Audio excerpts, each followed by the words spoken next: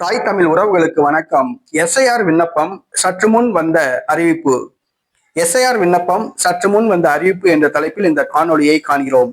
இந்திய தேர்தல் ஆணையம் வாக்காளர் திருத்த சட்டத்தை அறிமுகப்படுத்தி வாக்காளர்கள் பற்றிய விவரங்களை சேகரித்து வருகிறது, புதுப்பித்து வருகிறது. முகவரி மாற்றம் செய்தவர்கள், இறந்து போனவர்கள் வாக்குகளை நீக்கி வருகிறது. ஏறத்தாழ 1 கோடி வாக்காளர்கள் நீக்கப்படலாம் என்று எதிர்பார்க்கப்படுகிறது. வாக்காளர் விண்ணப்பங்களை உடனடியாக பூர்த்தி செய்து அனுப்ப வேண்டும். இந்த சூழ்நிலையில் சற்று முன் ஒரு புதிய அறிவிப்பு வெளியிடப்பட்டுள்ளது. அதாவது, அந்த வாக்காளர் விண்ணப்பத்தில் உறவினர்கள் சம்பந்தப்பட்ட தகவல்கள் கேட்கப்பட்டிருந்தன.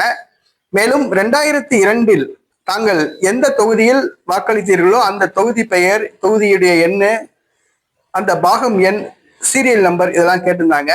இப்ப என்ன சொல்லியிருக்காங்கன்னு கேட்டீங்கன்னா, உங்களுடைய தகவல்களை மட்டும் நிரப்பி கொடுத்தால் போதும். உங்களுடைய உறவினர்கள் பற்றிய தகவல்களை நிரப்ப தேவையில்லை.